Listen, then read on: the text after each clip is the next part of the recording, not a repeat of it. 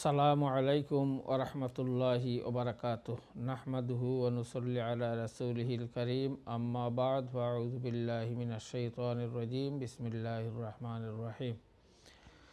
সম্মানিত আইয়ন টিভির শ্রোতা ও দর্শক মণ্ডলী, আপনারা যে যেখান থেকে আমাদের অনুষ্ঠান দেখছেন, আপনাদের সবাইকে স্টুডিও থেকে আমি মোহাম্মদ আব্দুল কুদ্দুস অভিনন্দন জানাচ্ছি, মুবারকবাদ জানাচ্ছি এবং আপনাদের প্রিয় অনুষ্ঠান আলোর পথে দেখার জন্য, সাথে থাকার জন্য, অংশগ্রহণ করার জন্য সাদর আমন্ত্রণ জানাচ্ছি।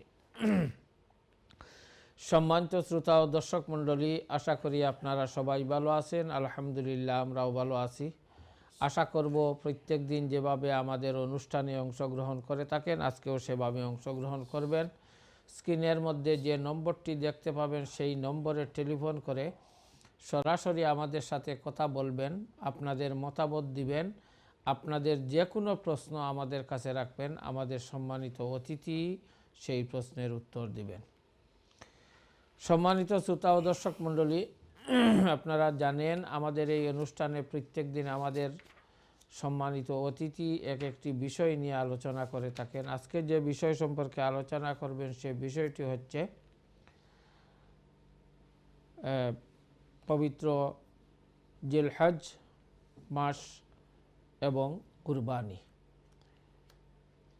এই বিষয়ের উপর গুরুত্বপূর্ণ আলোচনা করবেন আমাদের স্টুডিওতে উপস্থিত রয়েছেন আমাদের এই অনুষ্ঠানের নিয়মিত অতিথি,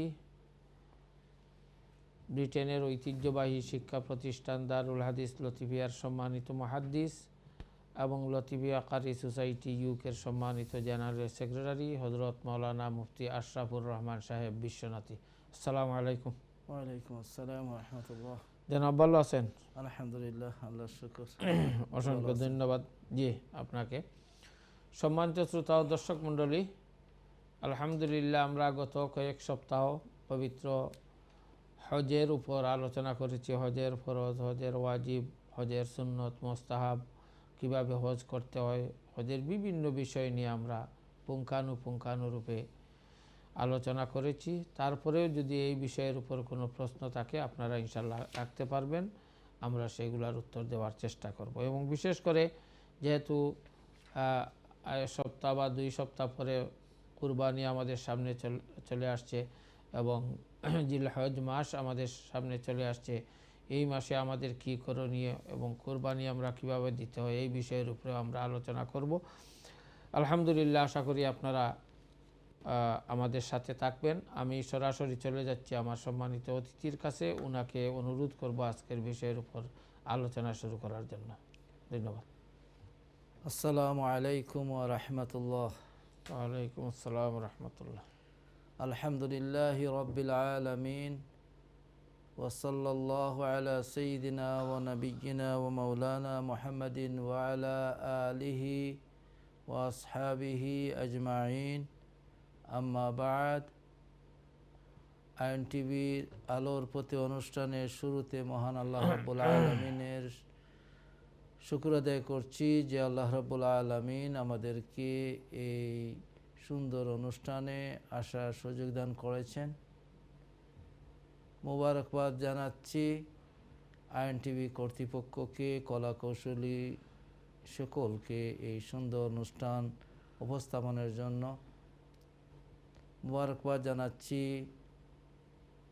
দূরের কাছের সম্মানিত দর্শকদেরকে, যারা এই অনুষ্ঠানে দেখার মাধ্যমে, মতামত দেওয়ার মাধ্যমে, প্রশ্ন করার মাধ্যমে অনুষ্ঠানকে প্রাণবন্ত করে তোলেন।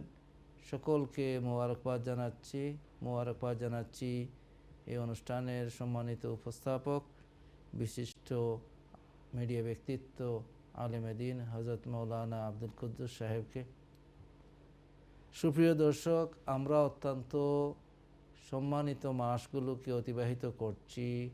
আশুরে হুরুমের মাস, সেই মাসগুলোর মধ্যে শাওয়াল, জিলকাদের মাস। শাওয়াল শেষ হয়েছে, জিলকাদের মাস শেষ হতে চলেছে। আজ 28তম দিন অতিবাহিত হচ্ছে। তারপরেই আসবে জিলহজ্জের মাস। আর ওই যে 3টি মাস একত্রিতভাবে 3টি মাসই সম্মানিত মাসের অন্তর্ভুক্ত। যেদিন আল্লাহ রাব্বুল আলামিন জমিন আসমান সব কিছু সৃষ্টি করছেন সেই সময় থেকেই 4টি মাসকে সম্মানিত করেছেন বৎসরের মধ্যে। আর তোর মধ্যে যে 3টি মাস, এই মাসগুলোকে কোরআনের ভাষায় হজ্জের মাস বলা হয়েছে। আলহামদুলিল্লাহ, এই মাসে আল্লাহর দাওয়াতে মেহমানগণ হজ্জের উদ্দেশ্যে রওনা দিয়েছেন। অনেকে গিয়ে পৌঁছেছেন, অনেক পৌঁছছেন, অনেক পৌঁছবেন। আমরা মহান রব্বুল আলমিনের দরবারে এই অনুষ্ঠানের শুরুতে দোয়া করছি, আল্লাহ রব্বুল আলমিন এবছর যাদেরকে হজ্জের দাওয়াত করেছেন প্রত্যেকের সফরকে যেন সহজ করে দেন, তাদের কার্যাবলীকে যেন সহজ করে দেন এবং তাদেরকে আল্লাহ রব্বুল আলমিন হজ্জে মাবরুর নসিব করেন, আমিন। সুপ্রিয় দর্শক, এই মাসের পরবর্তী যে মাস আসছে, শনিবার আগামী করল 29 তারিখ হবে জিলকাদ মাসের। আর যদি চাঁদ দেখা যায় তাহলে রবিবার থেকে গণনা হবে জিলহজ্জের মাস। আর যদি আগামীকাল চাঁদ না দেখা যায় তাহলে সোমবার থেকে শুরু হবে জিলহজ্জের মাস, হজের মাস শুরু হবে। আর হজ্জের মাস যখন শুরু হবে, এই হিসেবে ঈদ উল আদহা 26 মেতে অনুষ্ঠিত হবে বুধবার। আর যদি আগামীকাল চাঁদ দেখা যায় তাহলে মঙ্গলবার 26শে মার্চ ঈদ উল আদহা হবে, অন্যথায় 27শে মার্চ বুধবার ঈদ উল আদহা হবে। এই দিনগুলো, জিলহজের দিনগুলো অন্যান্য সকল দিনের চেয়ে আল্লাহ রাব্বুল আলামিনের কাছে প্রিয় দিন। রাসূল পাক সাল্লাল্লাহু আলাইহি সাল্লাম ইরশাদ করেছেন, আমরা যত ভালো কাজ করি, আমাদের ভালো কাজগুলো আল্লাহ রাব্বুল আলামিনের কাছে সবচেয়ে প্রিয়। এর চেয়ে আর প্রিয় নয় যে আমলগুলো আমরা করে থাকি জিলহজ্জের প্রথম 10 দিনে। জিলহজ্জের প্রথম 10 দিনে আমরা যে নেক আমল করি, সেই আমলগুলো প্রতি বৎসরই আমরা করব, প্রতিদিনই করব, সবসময় আমরা নেক আমল করব। কিন্তু আল্লাহ রাব্বুল আলামিনের কাছে আহাব্বিল আল্লাহ, আল্লাহ রাব্বুল আলামিনের কাছে অধিক পছন্দনীয় আমল অন্য সময়ের আমলে চেয়েও এই 10 দিনের হাজিল আইয়াম, এই 10 দিনের অর্থাৎ জিলহজ মাসের প্রথম 10 দিনের আমল আল্লাহ রাব্বুল আলামিনের কাছে অত্যন্ত পছন্দনীয়। এই প্রথম 10 দিন সম্পর্কে আল্লাহ রাব্বুল আলামিন কোরআনে কারীমে কসম খেয়েছেন। আল্লাহ রাব্বুল আলামিন এই প্রথম 10 দিন আশুরার জিলহজ্জের প্রথম 10 দিনের কসম খেয়েছেন। মুফাসসিরিন ইকরাম সেই কোরআনে কারীমের আয়াতে আল্লাহ রাব্বুল আলামিন আয়াত নাজিল করেছেন, ওয়াল ফাজরি ওয়াল লায়ালিন আশরিন, ফজরের কসম আর 10 রাত্রির কসম। ওই আশার বা 10 রাত্রির, ওই সমুদয় রাত্রির কসম। এখানে সেই 10 রাত্রি বলতে জিলহজ্জের 10 রাত্রিকে বোঝানো হয়েছে, কারণ এই 10 রাত্রির মধ্যে আরাফার রাত্রি, এই 10 রাত্রির মধ্যে ইয়াউমে নাহরের রাত্রি, মুজদালিফায় হাজিগণ যে রাতে থাকবেন সেই রাত, এই রাতের মধ্যে সেই মিনায় যখন অবস্থান করবেন সেই রাত। এই রাতগুলো এবং এই দিনগুলো অত্যন্ত গুরুত্বপূর্ণ আমলের দিক দিয়া, আমলের ফজিলতের দিক দিয়া। হাদিস শরীফের মধ্যে এমনভাবে এসেছে যে এই দিনগুলোতে আমল করা রমাদানের, এবং এই রাতগুলোতে ইবাদত করা রমাদানের শেষ 10 দিনের শবে কদরের রাত্রিতে যে ইবাদতের যে মর্যাদা, সেই সম্পন্ন মর্যাদা, বিশেষভাবে আরাফার রাত্রি, ঈদের রাত্রি। আর অন্য রাত্রিগুলো রমাদানের শেষের 10 রাত্রির সমমর্যাদা রাখে, এবং শেষের 10 দিনের মর্যাদায় এই জিলহজ্জের প্রথম 10 দিনের সেই মর্যাদা, অর্থাৎ এই দিনগুলোতে নেক আমলের মর্তবা বা ফজিলত অনেক বেড়ে যায়। তাই আল্লাহর হাবিব সাল্লাল্লাহু আলাইহি ওয়াসাল্লাম আমাদেরকে নির্দেশ দান করেছেন আমরা যেন এই দিনগুলোতে বেশি করে তাকবীর, তাহলিল, তাসবিহ আমরা পাঠ করি। হযরতে আব্দুল্লাহ ইবনে ওমর রাদিয়াল্লাহু তাআলা আনহুমা থেকে হাদিস বর্ণনা হয়েছে, রাসূল পাক সাল্লাল্লাহু আলাইহি ওয়াসাল্লাম ইরশাদ করেছেন যে বৎসরের দিনের সমূহের মধ্যে উত্তম কাজ বা আমলে সালেহ, নেক আমল আল্লাহর কাছে অধিক প্রিয় এই 10 দিনের আমলের চেয়ে অন্য কোনো দিনের আমল অধিক প্রিয় হয় না। তাই তোমরা ফাকসিরু ফিহিন্না, তোমরা এই দিনগুলোতে বেশি করে তাকবীর বলো, তাসবিহ পাঠ করো, এই দিনগুলোকে তোমরা আল্লাহ রাব্বুল আলামিনের গুণগান করো। এজন্য সাধারণভাবে যখন জিলহজের মাস শুরু হবে আমরা এই সময়ে বেশি করে তাকবীর পড়ব। এই তাকবীরগুলো ওই তাকবীর নয় যে তাকবীরটি আমরা আইয়ামে তাশরিকে পড়ব, যে তাকবীরে শুরু হবে জিলহজ মাসের আরাফার দিনের ফজর থেকে, অর্থাৎ 9 তারিখের ফজর থেকে যে তাকবীর শুরু হবে ওইটা সেই তাকবীর নয়, সেটা ওই তাকবীর, সেটা নামাজের পরে। আর ওই তাকবীর হচ্ছে এই 10 দিনে আমরা বেশি করে, যে কোনো সময় আমরা বেশি করে তাকবীর পড়ব। হাদিস শরীফের মধ্যে এসেছে যে হযরতে আবু হুরায়রা রাদিয়াল্লাহু তাআলা আনহু এবং অন্যান্য সাহাবীরা যখন জিলহজের মাস আসতো তারা তাকবীর আওয়াজ দিয়ে পড়তেন। এমনকি তারা যখন বাজারে যেতেন তখনও তারা তাকবীর পড়তেন। অন্য ব্যস্ততার ফাঁকে ফাঁকে তারা তাকবীর পড়তেন এবং আওয়াজ দিয়ে তাকবীর পড়তেন, আল্লাহু আকবার, আল্লাহু আকবার, লা ইলাহা ইল্লাল্লাহু, আল্লাহু আকবার, আল্লাহু আকবার, ওয়ালিল্লাহিল হামদ। তাই এই মাসের প্রথম দিকে বেশি করে তাকবীর পড়া সেটা হচ্ছে মুস্তাহাব। আর ফরজ নামাজের পরে 9 তারিখের ফজর থেকে 13 তারিখের আসর পর্যন্ত প্রত্যেক ফরজ নামাজের পরে তাকবীর পড়া সেটা হচ্ছে ওয়াজিব। তাই যেহেতু আমাদের সম্মুখে জিলহজের মাস আসছে, আর মাত্র 2 দিন অথবা 1 দিন আমাদের হাতে আছে, তাই আমরা যখনই খবর পেয়ে যাব জিলহজের মাস এসে গেছে তখন আমরা একটু গুরুত্ব দিয়ে এই মাসের সম্মানে এবং রাসূল পাক সাল্লাল্লাহু আলাইহি ওয়াসাল্লামের এই বাণীকে সম্মান দেখিয়ে হাদিসে পাকের উপর আমল আমরা যেন করি, আমরা তাকবীর যেন বেশি করে পড়ি। অন্য সময় যে সমস্ত তাকবীর পড়ি তার চেয়ে যেন আমরা তাকবীরগুলো একটু বাড়িয়ে পড়ি। দ্বিতীয় বিষয়টি হচ্ছে মুসলিম শরীফের হাদিস, অন্যান্য হাদিসের কিতাবে হাদিস এসেছে, হযরতে উম্মে সালামা রাদিয়াল্লাহু তাআলা আনহা, উম্মুল মুমিনিনের একজন, হযরতে উম্মে সালামা রাদিয়াল্লাহু তাআলা আনহা, তিনি হাদিস বর্ণনা করেছেন রাসূল পাক সাল্লাল্লাহু আলাইহি ওয়াসাল্লাম থেকে। রাসূল পাক সাল্লাল্লাহু আলাইহি ওয়াসাল্লাম আমাদেরকে এই জিলহজ মাসের গুরুত্ব বোঝাতে গিয়ে এবং এই জিলহজ মাসের এই ফজিলত থেকে আমরা যেন বঞ্চিত না হই, আমরা যেন সেই ফজিলত থেকে ফয়জিয়াব হতে পারি, আমরা যেন সেই ফজিলত দ্বারা উপকৃত হতে পারি, আমরা যেন আমাদের জীবনকে, পরকালীন জীবনকে আমরা উন্নত জীবন গড়ে তুলতে পারি, সেজন্য রাসূল পাক সাল্লাল্লাহু আলাইহি ওয়াসাল্লাম আমাদেরকে যে সমস্ত কাজ, যে সমস্ত সময়ে করলে অধিক মুনাফা হবে, অধিক উপকার লাভ করা যাবে, অধিক ফজিলত পাওয়া যাবে, সেই দিকে দিক নির্দেশনা করেছেন। নেক আমল আমরা যখনই করব, যেখানেই করব, আমাদের জন্য ফজিলত রয়েছে, সওয়াব রয়েছে। কিন্তু সেই নেক আমলটি কিছু সময়ের সাথে সম্পর্কিত, কিছু স্থানের সাথে সম্পর্কিত।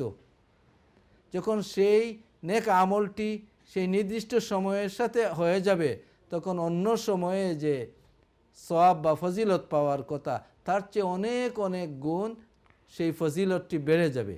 তন্মধ্যে একটি হচ্ছে এই জিলহজ মাসের প্রথম 10 দিন।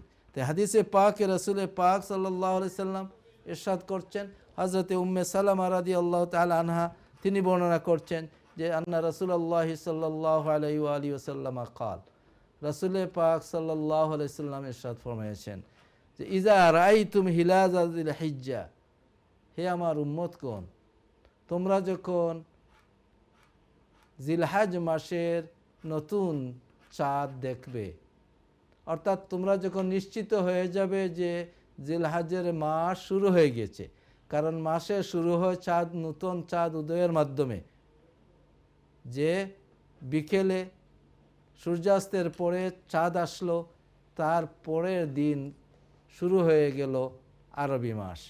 তাই যখন খবর এসে যাবে, তোমরা দেখে নিবে, ইজা রাই তুমি হিলালা জিলহজ্জা, তোমরা যখন জিলহজ মাসের চাঁদকে দেখবে, তখন তোমরা ও আরাদা আহাদুকুম আন ইউদাহিয়া, আর তোমাদের যারা কোরবানি দেওয়ার ইচ্ছা পোষণ করবে, যাদের উদ্দেশ্য তারা কোরবানি দিবে। আমরা এই বিষয় নিয়ে আলোচনা করব ইনশাআল্লাহ।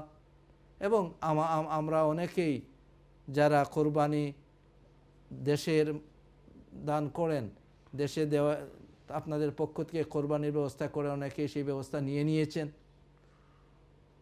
তাই এই হাদিসে পাকে রসুলে পাক ইসলাম দুটি বিষয় আমাদেরকে জানিয়ে দিচ্ছেন।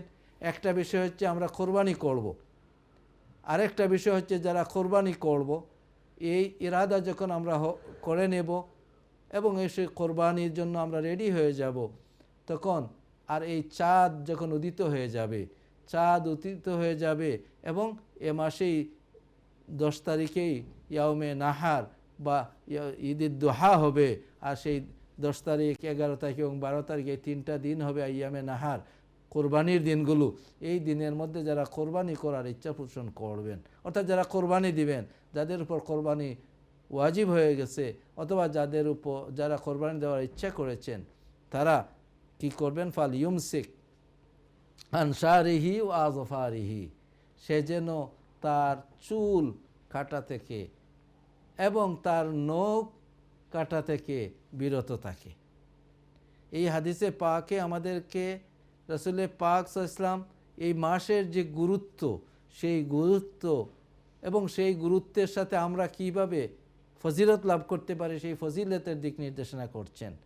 যে এই মাসের চাঁদের খবর যখন আমরা পেয়ে যাব, অথবা আমরা সচক্ষে যখন চাঁদ দেখে নেব এবং আমরা যারা কোরবানি প্রদান করব, আমরা যেন এর পর থেকে কোরবানি দিন পর্যন্ত আমরা চুল কাটা থেকে বিরত থাকি, আমরা যেন আমাদের নখ কাটা থেকে বিরত থাকি, চুল এবং নখ আমরা কর্তন যেন না করি।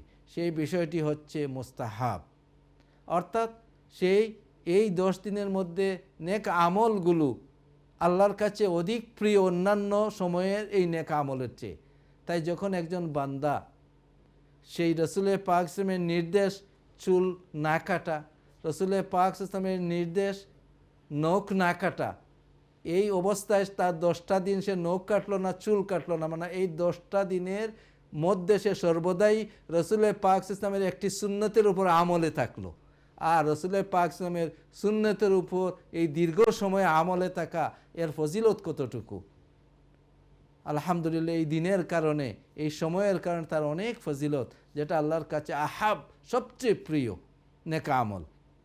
তাই আমরা এই আমলটি যারা সম্ভব তারা করবেন, সেটা মুস্তাহাব। যদি কেউ না করেন তাদেরকে দোষারোপ করা যাবে না, কিন্তু সেটা উৎসাহবাঞ্চক এবং সেটা মুস্তাহাব।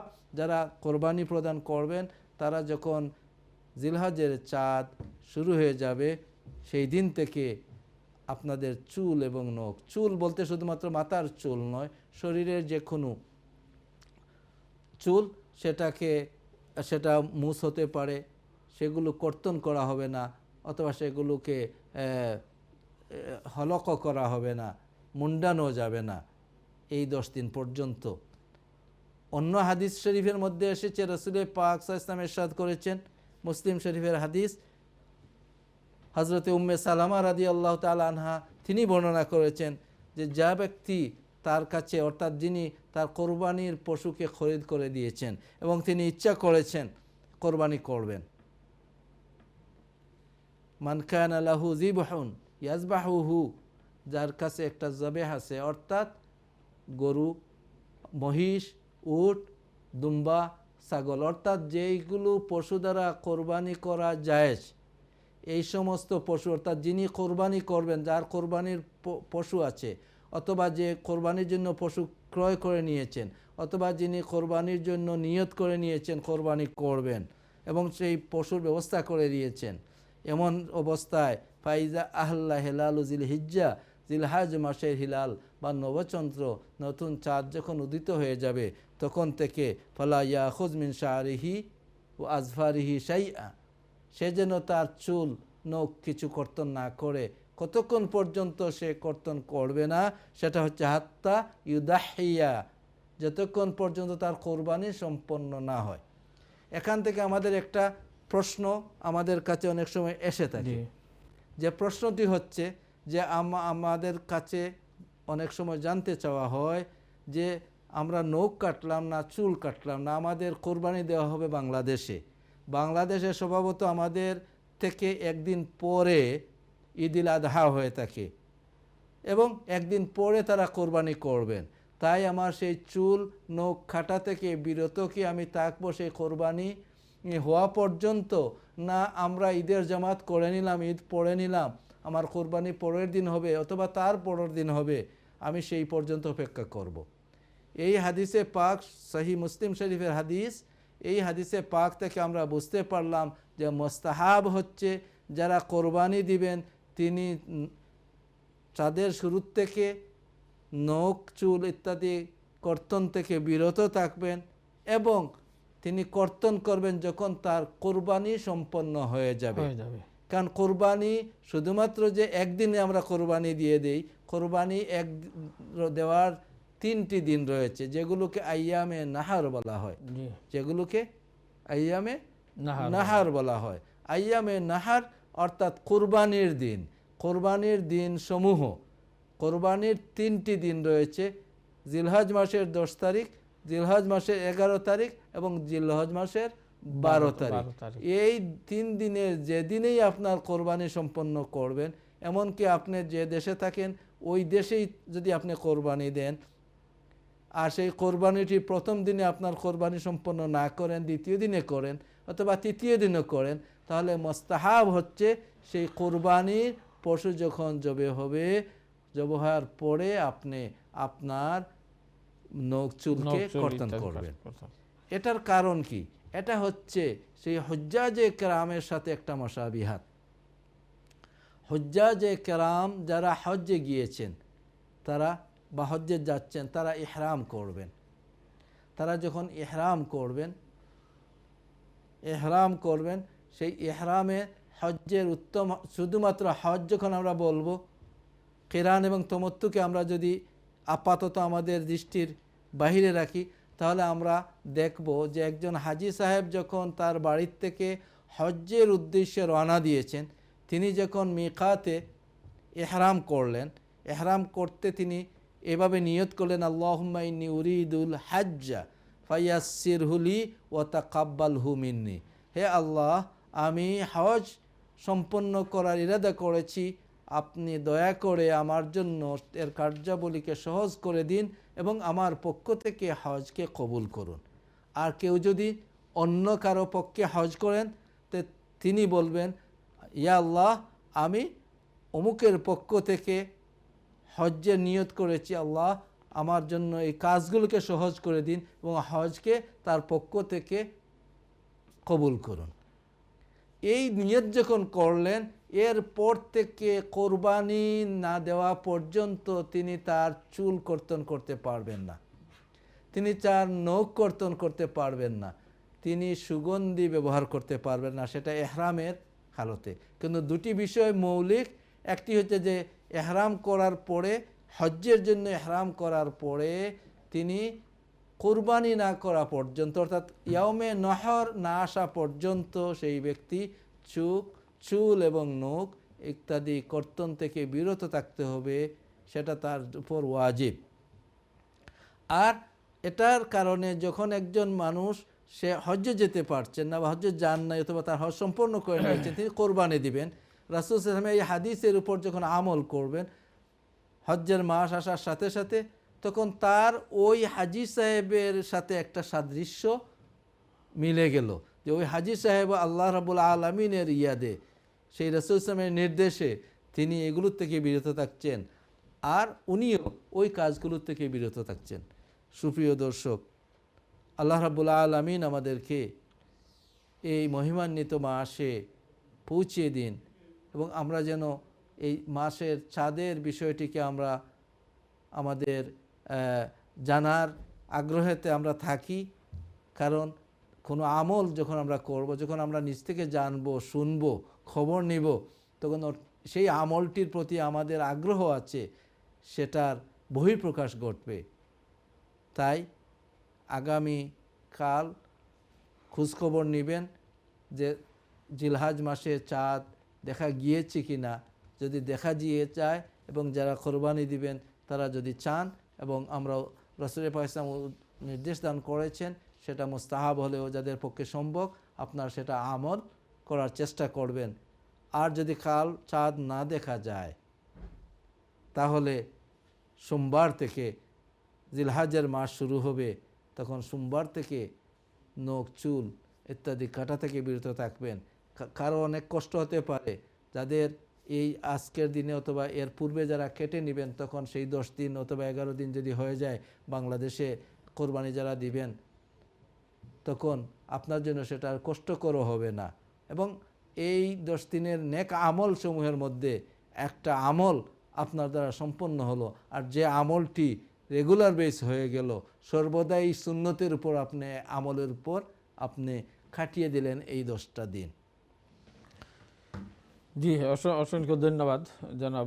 অত্যন্ত সুন্দরভাবে আলোচনা করছেন আমাদের যে জিলহজ মাস ঢোকার সাথে সাথে আমাদের কী ধরনের আমল আমরা করা দরকার, এবং বিশেষ করে এইগুলা তো করা হবে, সাথে সাথে যারা কুরবানিও দিচ্ছেন, এবং বিশেষ করে আমাদের কাছে বিভিন্ন মানুষ প্রশ্ন রাখেন, জিজ্ঞেস করেন যে যেটা আমাদের যুগ যুগ ধরে চলে আসছে যে একই গরুতে 60টি নাম দেওয়া যাবে। এখন বিভিন্ন জন বিভিন্ন প্রশ্ন করেন আমাদের কাছে, যে কেউ বলেন যে একই গরুতে 60টি নাম দেওয়া যাবে কি না। এভাবে বিভিন্ন ধরনের প্রশ্ন আসতেছে। তো এই বিষয়টা যদি একটু ক্লিয়ার করেন যে আমরা এই দেশে তো অনেকে দেন বা সবাই দেওয়ারও সুযোগ নেই, কিন্তু বাংলাদেশে সবাই দেন। তো বাংলাদেশে যদি দেন তাহলে কি একটি গরুতে তো 60টি নাম দিতে পারবেন, তাতে তো আর কোনো অসুবিধা নেই। জি, ধন্যবাদ আপনাকে। এই বিষয়টি অনেক সময় আমাদের মুসলিম ভাইয়েরা অনেক সময় আমরা সেটা নিয়ে কনফিউশনের মধ্যে পড়ে যাই। আমরা যে বিষয়টি আপনি নিয়ে এসেছেন যে একটা গরুতে কয়জনের নাম দেওয়া যাবে, একটা উটে কয়জনের নাম দেওয়া যাবে, সেই বিষয়গুলো রাসূল পাক সাল্লাল্লাহু আলাইহি ওয়াসাল্লাম আমাদেরকে জানিয়ে দিয়েছেন।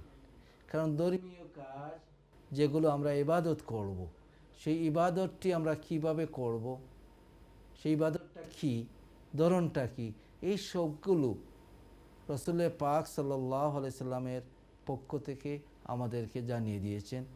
এবং সেগুলো সাহাবায়ে কেরাম, যেগুলো জানানোর বিষয় নয়, যেগুলো দেখার বিষয়, সাহাবায়ে কেরাম দেখেছেন, দেখার পর সে কিভাবে দেখেছেন সেটা আমাদেরকে সাহাবায়ে কেরাম জানিয়ে দিয়েছেন। এর মধ্যে দুটি বিষয় দেখার বিষয়। একটি বিষয় ছিল নামাজ। রাসূল পাক সাল্লাল্লাহু আলাইহি ওয়াসাল্লাম সাহাবায়ে কেরামদেরকে উদ্দেশ্য করে ইরশাদ করেছেন, সাল্লু কামা রাআইতুমুনি উসাল্লি, তোমরা নামাজ আদায় করো যেমন আমাকে নামাজ আদায় করতে দেখো। এই নামাজের মধ্যে অনেকগুলো বিষয় আছে যেগুলো দেখার বিষয়, দেখে সেগুলোকে আমল করার বিষয়, আর অনেকগুলো বিষয় জানার বিষয়, জেনে আমল করার বিষয়। তাই এই বিষয়টি সাহাবায়ে কেরাম যেভাবে দেখেছেন সেইভাবে তারা আমাদেরকে বর্ণনা করছেন যে আমরা এভাবে দেখেছি, এবং তারা সেই কাজটি করে আমাদেরকে দেখিয়েছে। আমি যেভাবে দেখেছি এভাবে আমি করিয়ে তোমাদেরকে দেখালাম, এভাবে রাসূল নামাজ পড়তে দেখেছি। তেমনিভাবে মানাসিকের ব্যাপারে রাসূল পাক সাহাবায়ে কেরামদেরকে উল্লেখ করেছেন, খুযু আন্নী মানাসিকাকুম, তোমরা আমার পক্ষ থেকে আমার কথার মাধ্যমে, আমার কাজের মাধ্যমে দেখে দেখে আর জেনে জেনে তোমরা জ্ঞান অর্জনের মাধ্যমে সেই কাজগুলো জেনে যাও। আমরা একজন কলার সাথে কথা বলেন ইনশাআল্লাহ। হ্যালো, আসসালামু আলাইকুম। ওয়ালাইকুম সালাম। আমি না একটা কথা জানতাম, দলিলকা দুই বাই ও চার বাই ও কা দলিলকা চার বাই নাতিন বাই দোলা ফ্যামিলি রো দুগো হুরতা সাইদুতা আলকা গরো আলকা ই চার বাই তিনটা ক্ষেত্রে একটা জনে জনে করু দেওয়া লাগবে নিনা একটা গরু ইয়া হয় সাইড বাইরে থাকে ওই যে সাইড ফেলে ইলা ওই কথা জানতো আমি শুনছি আর জন ওই বলে সাইড বাই সাইড কিন্তু একটা লেলে বলে সাইড বাই ওই যায় কেন হাসানের কথা শুননি ওইটা ক্লিয়ার করে আমি ফোন ওকে ওকে ওকে ইনশাল্লাহ ধন্যবাদ। আপনার আর কোনো প্রশ্ন আছে? কিনা শোনা জি অসংখ্য ধন্যবাদ আপনাকে। ইনশাল্লাহ আমরা সে প্রশ্নগুলোর উত্তর দিব পরবর্তীতে।